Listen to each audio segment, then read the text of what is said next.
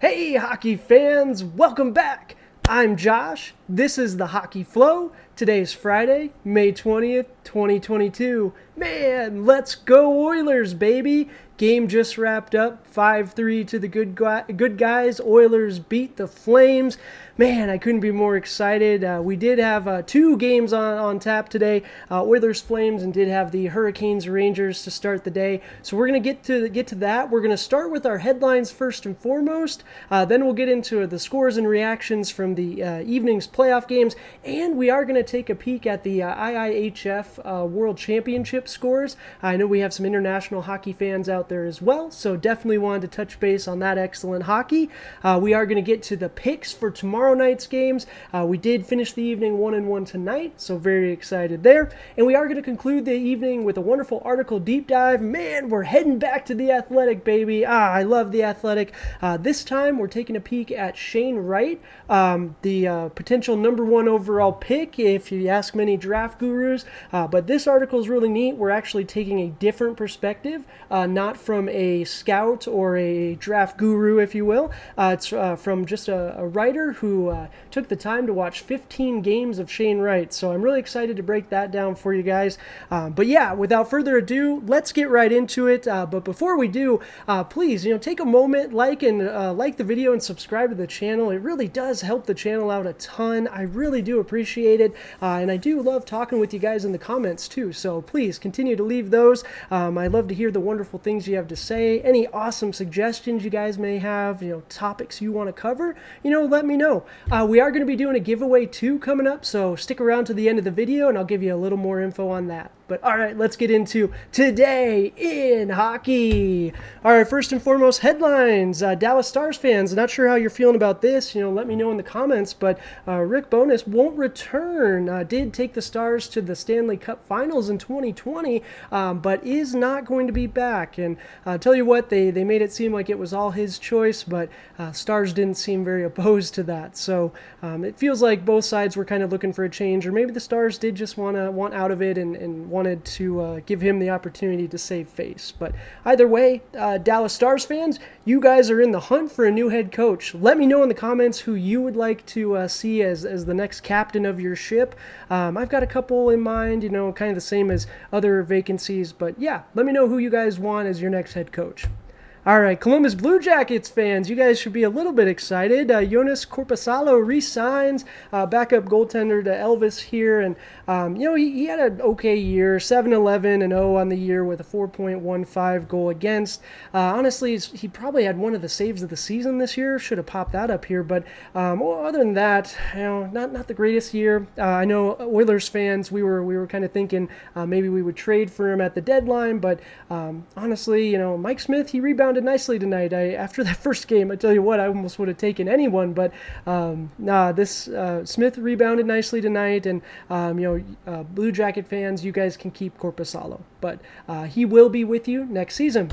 All right, so let's get to the playoff scores and reactions. 2 playoff games tonight. Let's go Oilers. We'll get to that one in just a moment. First and foremost, Rangers Hurricanes, and this one was kind of a slugfest again. It's turning out to be the Raanta show. I tell you what, he had a shutout in this one. Hurricanes win 2-0. Sebastian Aho put in an empty netter to wrap it up at the end of the game. We're seeing his assist here to Smith on the opening goal, so good for you Hurricanes fans. You're up 2-0. I did take the Rangers in this one, so biting it a little bit there, but Hurricanes are keeping with their trend of winning at home, so we'll have to keep that in mind. Rangers fans, don't stress us too much. Hurricanes can't win on the road, it appears, so we'll see if that theory holds true for Game 3. But all right, moving on to game of the evening. Let's go Oilers, baby. Yeah, way to rebound. I tell you what, this is the statement we were looking for. 5-3 over the Flames tonight. Man, this one was fun to watch. McDavid is on a different level right now. Draisaitl with a bum wheel, still slipped in a goal there, still making his impact. But boy, I tell you what, you can tell that ankle is bothering him. And it was neat. Woodcroft made a good choice tonight, I think, by putting Draisaitl and Kane together with McDavid on that top line. take some of the pressure off. Draisaitl, he doesn't have to be the play driver, or excuse me, the playmaker for that second line. He can kind of just hang out in his home on that right wing and wait for shots and create plays from over there.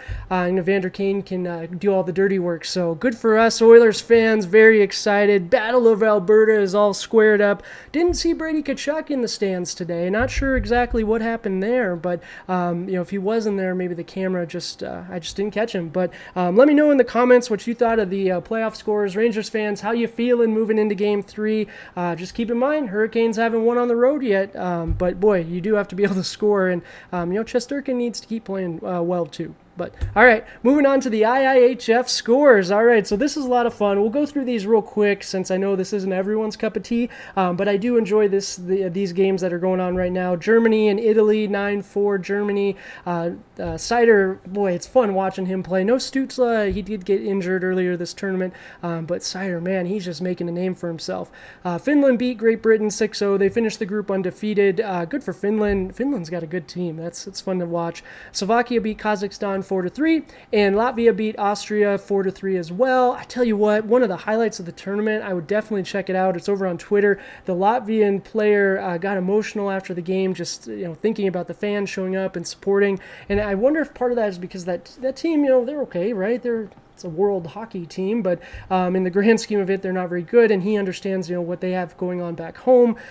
So very, very heavy hearts, and it was very neat to see the emotions coming out in that regard. But those are your IIHF scores. Let me know in the comments if you guys want to keep seeing this. We'll try this out for a little bit, but I think it is important to bring hockey from all parts of the world. This is today in hockey after all, but let me know down in the comments.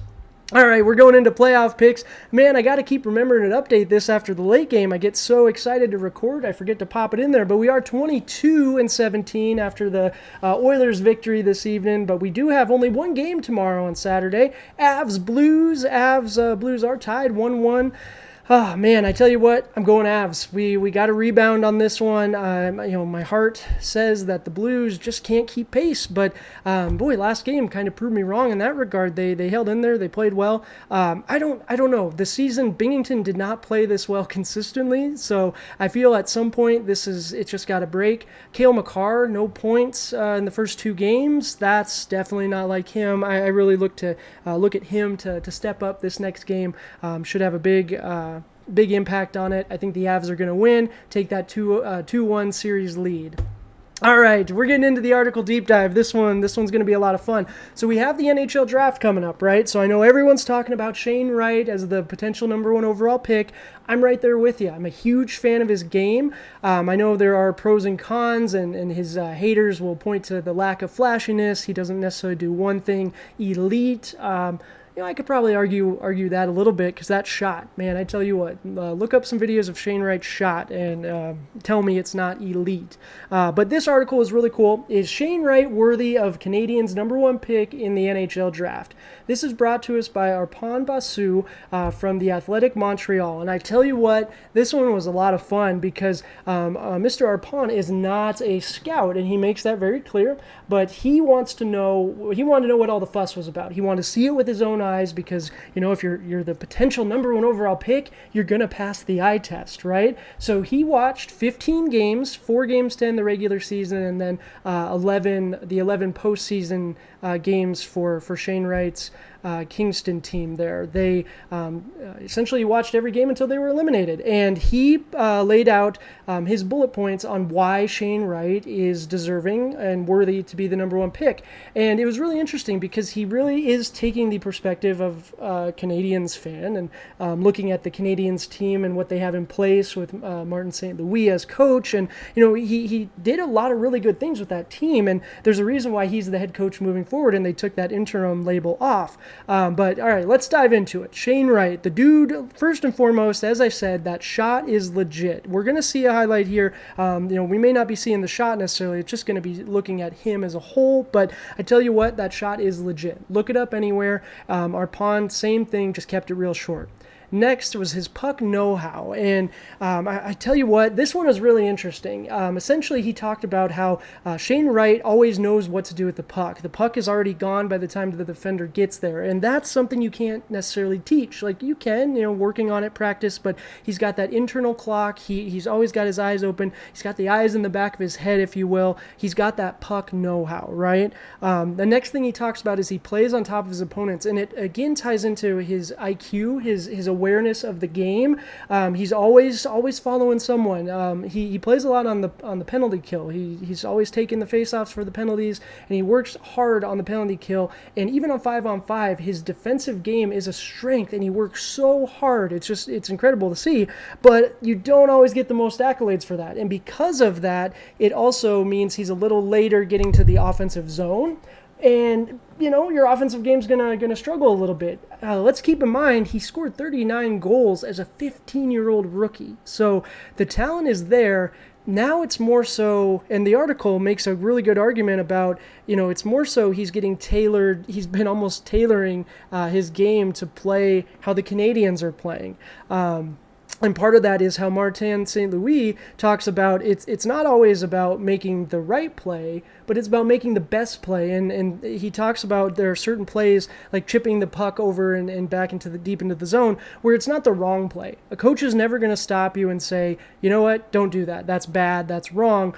But maybe there was a better play that you left out on the ice. And that's that weird, juxtaposition. You don't want to take away, okay, they did the right thing, but you also, if you're going to, there could be something great there, right? And that's what Shane Wright does perfectly. He takes the chances. He knows when to make those, when to take those chances, and is rewarded for that. He chooses the better play 99% of the time. And this ties into the next point, his zone entry decisions. And this is something that myself, I take for granted too.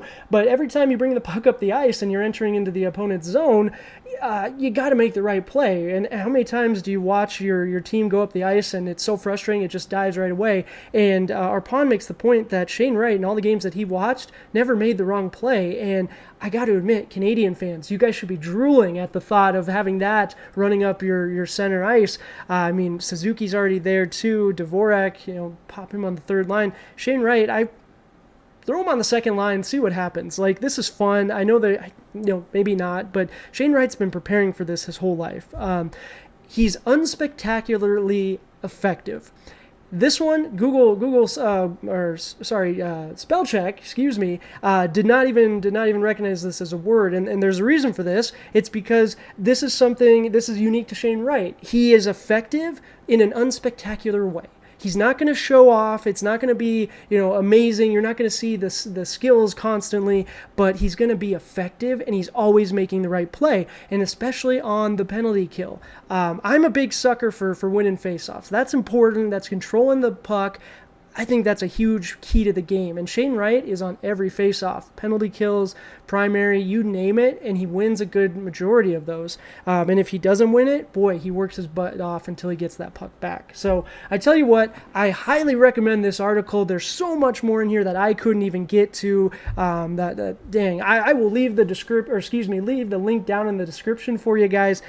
Please, check that out. Let me know in the comments if there are any other articles you guys would like, and let me know in the comments if you think the Canadiens should go ahead and pick Shane Wright with the number 1 overall pick.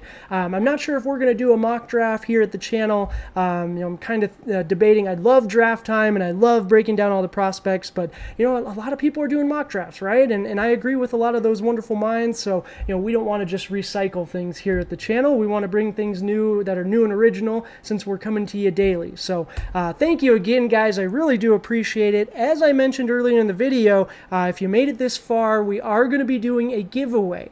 The giveaway is going to be at 100 subscribers on YouTube. So as we get closer to that, I'll give you more details on what exactly you need to do to be entered. But I tell you what, guys, thank you so much for hanging out with me, talking hockey. I'll leave my link, the link in the description for the video to my Calder Trophy video as well, since that is for this year's Rookie of the Year. Maybe Shane Wright wins that one next year. But if you do enjoy the content, content, please smash those like and subscribe buttons. It really helps the channel out a lot. You can always find me over on Twitter at the HockeyFlow22. But until next time, cheers.